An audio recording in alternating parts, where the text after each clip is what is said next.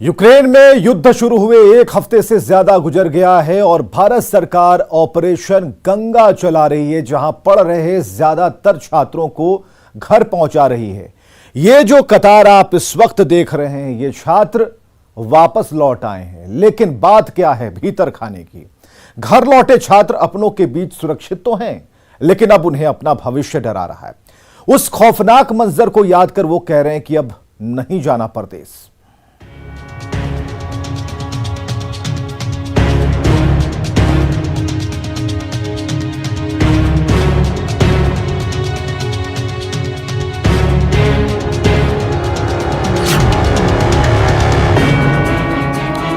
तो ये सभी छात्र कह तो रहे हैं कि अब यूक्रेन नहीं जाना, लेकिन इन सभी एक एक जितने भी लोगों के चेहरे इस वक्त देख रहे हैं, या फिर इससे भी ज्यादा जो लोग लौट रहे हैं, उन्हें अपने भविष्य की चिंता सता रही है। घर लौटने के बाद छात्रों का कहना है कि जिंदगी की जंग को जीत कर आ गए, लेकिन अब आगे की पढ़ाई का होगा क्या।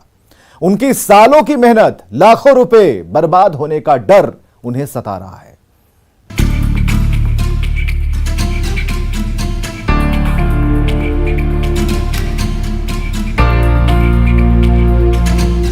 रूस और यूक्रेन के बीच छिड़े युद्ध के बीच एक बड़ी सच्चाई खुलकर सामने आई है। यह सच्चाई है यूक्रेन में पढ़ने वाले छात्रों की। युद्ध के बीच इनकी पढ़ाई तो फिलहाल रुक गई है, लेकिन आगे का रास्ता नजर नहीं आ रहा। यह है प्रिया और साथ में हैं उनके भाई ऋषु।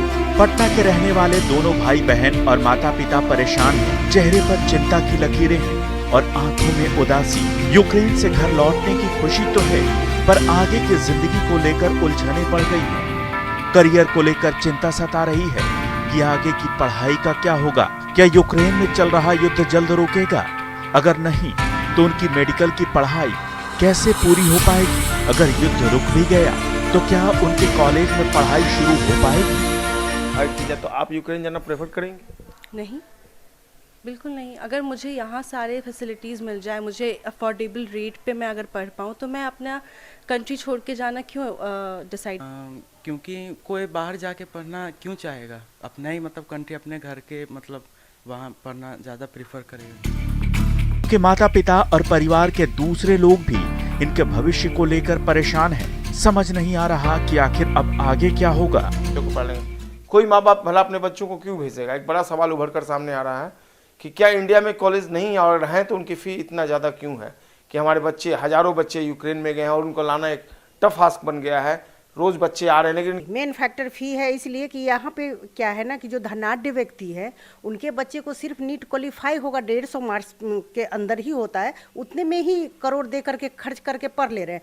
तो जहाँ आरक्षण की बात आती है वहाँ पे ये भी तो डैमेज कर रहा है कि हमारे बच्चे को 150 ही आया, लेकिन मेरे पास करोड़ों है, हम यहाँ पढ़वा लिए बिहार में, लेकिन हमारे बच्चे को अगर 500 भी आया, 550 भी आया, लेकिन मैं फ़ी देने के लायक नहीं हूँ, तो मुझे दुख के साथ अपने बच्चे को बाहर भेजना पड़ता, कोई शौक से नहीं भेजना। यूक्रेन के खार्किव से कटिहार लौटी निधि की आंखों में अब भी उस दहशत का मंजर है जिसे याद कर वो सिहर उठती हैं। लेकिन बम और बारूद की दहशत से ज्यादा अब उन्हें अपने भविष्य की चिंता सता रही है। निधि को अब इस बात का डर है कि उनका डॉक्टर बनने का सपना कैसे पूरा हो पाएगा।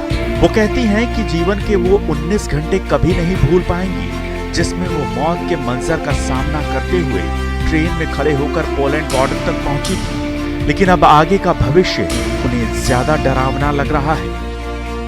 सर, हम खार्किव से आए हैं और खार्किव की सिचुएशन इतनी ख़राब थी कि मैं अभी भी उस सिचुएशन से बाहर नहीं निकल पाई हूँ। अभी भी मुझे ऐसा लग रहा है कि शेलिंग हो रहे हैं, बॉम्बिंग हो रही है, आवाज़ वो सारी इतना ज़्यादा डिस्टर्बिंग था वो सब कुछ कि अभी भी उस सिचुएशन से बाहर नहीं आ पाई हूँ। और मैं खार्किव से हूँ, तो हमें तो ये अभी पता ही नहीं है कि हमारी आगे की पढ़ाई की क्या क्या होगा नहीं होगा, क्योंकि अभी कोई आइडिया नहीं है कि खार्किव यूक्रेन का क्या सिचुएशन होगा, हम कहाँ से अपने पढ़ाई कंप्लीट कर पाएंगे एंड ऑल, तो इस चीज़ का भी कोई आइडिया नहीं है हमें। हाँ, मेरी बेटी घर तो आ गई है, बस अब इसका फ्यूचर के बारे में सोचना है। उसके लिए थोड़ा सा डिस्टर्ब तो हूँ कि पता नहीं क्या होगा, सरकार क्या इसका जिम्मेवारी लेती है, ये तो हमको अभी नहीं मालूम है आगे का कि इसके बारे में क्या सोचेगी, ये इंडिया में कराएगी कि बाहर कराएंगी, ये हमको भी कुछ भी पता नहीं। हालांकि भारत सरकार के मंत्री वीके सिंह ने उनका हौसला बढ़ाते हुए भरोसा दिलाया था कि अगर आगे की पढ़ाई यूक्रेन में संभव नहीं हो पाई तो किसी दूसरे यूरोपीय देश में करवाने की व्यवस्था की जाएगी। जहानाबाद के रहने वाले अंशुमान के लिए भी यही चिंता है कि आखिर उनकी मेडिकल की आगे की पढ़ाई का क्या होगा। वो घर तो लौट आए हैं और अपनों के बीच सुरक्षित भी हैं, लेकिन उनका भविष्य अधर में लटक गया है। अभी आगे क्या, क्योंकि हमारे पास अभी कोई ऑप्शंस नहीं बचा है सिवाय कि हम अपना मेडिकल कोर्स ख़त्म करें यूक्रेन से, या फिर अल्टरनेट ऑप्शन ये है कि किसी और कंट्री से ख़त्म करें। और जो कि गवर्नमेंट की तरफ से नोटिफिकेशंस भी आया है कि या तो हम पोलैंड से कंप्लीट कर सकते हैं या फिर हंगरी से भी कंप्लीट कर सकते हैं, इन द केस यूक्रेन में सिचुएशन ठीक नहीं होता है तो। गोड्डा के शिवम सौरभ भी इसी उलझन में हैं। उन्हें भी अपना भविष्य अंधकार में नजर आ रहा है। वॉर वगैरह स्टार्ट हो चुकी है, अब हमें पता नहीं कि वहाँ पे अब फर्दर कब वॉर ख़त्म होगा या क्या होगा, और यूनिवर्सिटी फिर हम कब से स्टार्ट करेगी हमारा एजुकेशन, फर्दर एजुकेशन। ये एक चिंता है। एक चिंता है। ये तो महज चंद बानगी है। यूक्रेन से लौटे छात्रों की अनगिनत कहानियां हैं। छात्रों को चिंता है कि आगे की पढ़ाई कैसे करेंगे। कई छात्रों के परिजन तो इतने डरे हुए हैं कि युद्ध खत्म होने के बाद भी अपने बच्चों को वापस यूक्रेन नहीं भेजना चाहते। ऐसे में इन छात्रों के लिए आगे की राह आसान नहीं होगी। पटना से संजय कुमार, कटिहार से सुब्रत गुहा, जहानाबाद से राजीव विमल और गोड्डा से गौरव कुमार झा की रिपोर्ट। तो रूस के हमले से यूक्रेन में हालात भयावह हैं। जगह जगह लाशें बिखरी हैं। लोग अपनी जान बचाने के लिए अंडरग्राउंड शेल्टरों में छिपे हैं। यूक्रेन में मेडिकल की पढ़ाई कर रहे हजारों भारतीय छात्रों को ऑपरेशन गंगा के जरिए निकाला जा रहा है। और ऐसे में सवाल उठता है कि जब भारत में मेडिकल के अच्छे अच्छे कॉलेज हैं तो इतनी बड़ी संख्या में छात्र वहां क्यों पढ़ाई के लिए जाते हैं। आइए हम सिर्फ 5 बिंदुओं में जानते हैं कि इसके पीछे कारण क्या है।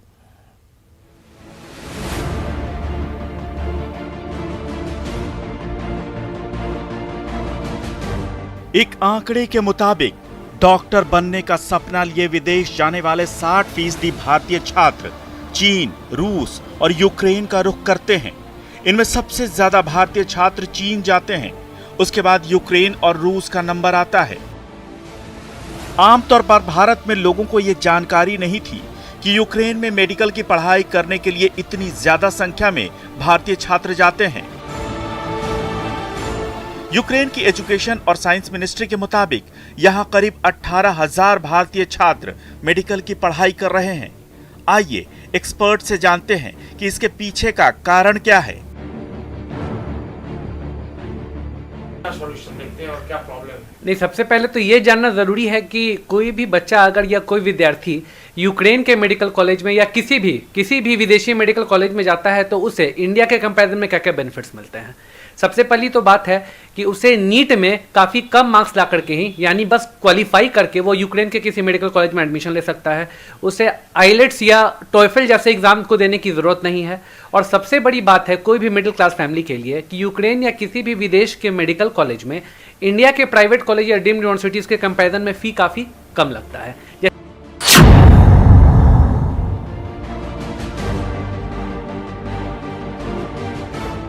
भारत में एमबीबीएस, बीडीएस और डेंटल कॉलेजों में एडमिशन के लिए नीट यानी national eligibility cum entrance test देना होता है, जिसमें अनुमानतः हर साल करीब 7 लाख कैंडिडेट पास हो जाते हैं। लेकिन भारत के मेडिकल संस्थानों में करीब 1 लाख स्टूडेंट्स के लिए ही सीट्स उपलब्ध हैं। इनमें भी सरकारी कॉलेजों की सीटों की संख्या बहुत कम है। हालांकि सरकारी कॉलेजों की फीस बहुत कम है, लेकिन सरकारी कॉलेजों में दाखिले के लिए नीट में ज्यादा स्कोर चाहिए होता है। वहीं प्राइवेट कॉलेजों में कम नंबर लाने पर भी एडमिशन हो जाता है, लेकिन प्राइवेट कॉलेजों में पढ़ना बहुत महंगा सौदा है। मैनेजमेंट कोटा से एडमिशन लेने के लिए भी लाखों रुपए डोनेशन के नाम पर लिए जाते हैं। भारत में प्राइवेट कॉलेजों में एमबीबीएस का खर्च करीब 50 से 80 लाख रुपए आता है, जबकि यूक्रेन में यह खर्च इसके आधे से भी कम है। यूक्रेन में एमबीबीएस की पढ़ाई का अधिकतम खर्च 25 से 30 लाख रुपए आता है। जैसे मैं एक एग्जांपल बताऊं, यूक्रेन के मेडिकल कॉलेजेस या यूनिवर्सिटीज़ की बात करेंगे तो वहां पर औसतन जो फ़ी है वो 25 लाख से 35 लाख तक का है। वो पूरे 6 साल का MBBS का पूरे कोर्स का फ़ी है। और वहीं अगर हम भारत की बात करेंगे तो यहाँ पर किसी भी प्राइवेट कॉलेज की बात करेंगे तो वहाँ पे इस पूरे MBBS कोर्स की जो फ़ी 50 लाख से लेकर के 80 लाख तक है। तो कोई भी मिडिल क्लास फैमिली इस चीज़ को अफोर्ड नहीं।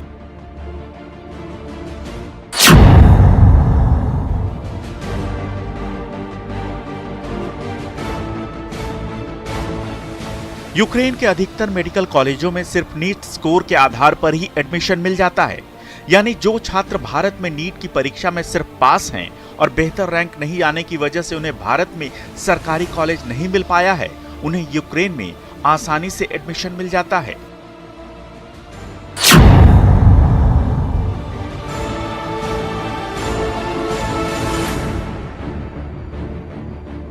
यूक्रेन से मेडिकल की पढ़ाई करने वालों की डिग्री की वैल्यू दुनिया भर में होती है। यही नहीं, यूक्रेन में पढ़ाई करने पर छात्रों को ग्लोबल एक्सपोजर भी मिलता है। साथ ही यूक्रेन की मेडिकल डिग्री को विश्व स्वास्थ्य संगठन, यूरोपीय काउंसिल और अन्य वैश्विक संस्थाओं से भी मान्यता मिली है।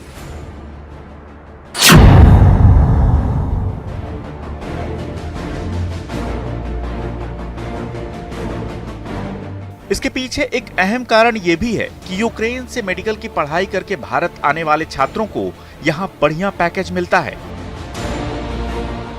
यही वजह है कि अधिकतर स्टूडेंट्स यूक्रेन में पढ़ाई के लिए जाते हैं। हालांकि यूक्रेन से पढ़ाई करके भारत में प्रैक्टिस शुरू करने के लिए उन्हें एक टेस्ट जरूर देना होता है और कुछ शर्तें पूरी करनी होती हैं। इसके बाद ही भारत में बतौर डॉक्टर प्रैक्टिस करने का लाइसेंस मिल सकता है। भारत में प्रैक्टिस करने का लाइसेंस तभी मिलता है जब उस देश में भी प्रैक्टिस करने का लाइसेंस लिया गया हो जहां से MBBS की डिग्री ली गई है।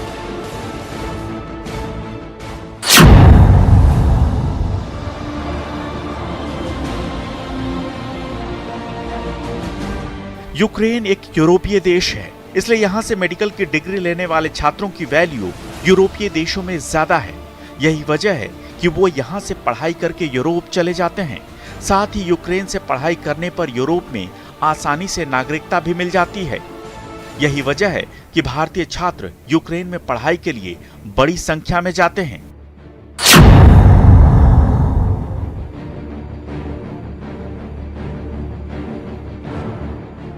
यूक्रेन में MBBS और MD का पाठ्यक्रम अलग नहीं है, एक इंटीग्रेटेड कोर्स है जिसके लिए 2 बार एग्जाम देना पड़ता है। एक परीक्षा तीसरे साल के अंत में और एक छठे साल के अंत में देनी होती है। वहीं भारत में MBBS के बाद MD या MS जैसे पोस्ट ग्रेजुएशन कोर्सेज में दाखिले के लिए अलग से एंट्रेंस टेस्ट देना पड़ता है। इसे नीट PG कहते हैं। इसमें आने वाले मार्क्स के हिसाब से MD या अन्य PG कोर्सेज में दाखिला मिलता है। इसके अलावा कई दूसरे कारण भी हैं। यूक्रेन से लौटे छात्रों का कहना है कि यहाँ इतनी तादाद होने की एक वजह यह भी है कि भारतीय छात्रों को पूरा कोर्स इंग्लिश में मिल जाता है। अच्छे इंग्लिश बोलने वाले टीचर्स ही पढ़ाते हैं, जबकि रूस और दूसरे यूरोपीय देशों में लैंग्वेज की दिक्कत है। वहाँ ज्यादातर नेटिव लैंग्वेज यानी स्थानीय भाषा के ही स्पीकर्स हैं। पटना से संजय कुमार के साथ ब्यूरो रिपोर्ट, न्यूज़ 18। तो पिछले 2 दिनों में बिहार के 211 घरों की खुशियां लौट आईं। गुरुवार को सबसे ज्यादा 164 छात्र बिहार पहुंचे। अब तक बिहार के 355 स्टूडेंट्स यूक्रेन से सही सलामत घर आ गए हैं। पटना एयरपोर्ट से ही उन्हें घर भेजने के लिए तमाम इंतजाम किए गए हैं।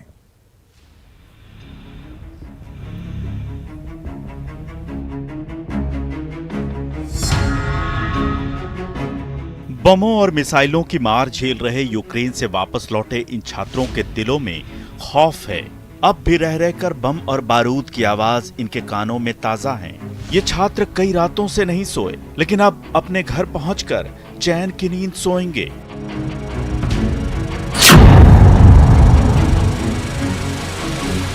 गुरुवार को बिहार के 164 घरों की खुशियां लौट आईं। दिन भर में 9 अलग अलग फ्लाइट से 164 छात्र सुरक्षित अपने अपने घर लौटे। यूक्रेन से वापस लौटने के बाद सभी छात्र पहले पटना एयरपोर्ट पहुंचे। पटना से सभी छात्रों को उनके घर भेजा गया, लेकिन पटना पहुंचने के बाद भी उनके चेहरे पर खौफ साफ नजर आ रहा था। इन बच्चों ने जब अपनी आप बीती सुनाई तो लोग परेशान हो गए। अररिया के सुमन कुमार, सुपौल के शिव कुमार, बेगूसराय के कृष्णा और छपरा के सतीश जैसे अन्य छात्र अब भी दहशत में हैं। उनका कहना है कि यूक्रेन में माहौल पूरी तरह खराब हो गया है और वो किसी तरह से जान बचाकर घर पहुंचे हैं। अब ऐसे हालात में फिर जान हथेली पर रखकर पढ़ाई के लिए परदेश नहीं जाना चाहते। दहशत के साये से बाहर आने के बाद ये सभी छात्र अब यूक्रेन नहीं जाना चाहते। वो गोला बारूद की आवाज से काफी डर गए हैं और अब दोबारा उस माहौल में नहीं लौटना चाहते।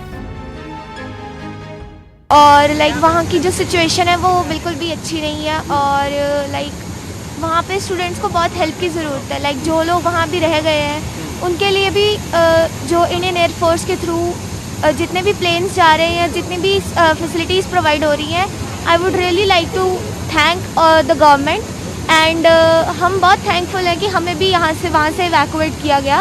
और यूक्रेन में कहाँ रहती हैं? किर्वोग्राद। अच्छा, कितना मुश्किल रहा आपके लिए हंगरी तक पहुँचना?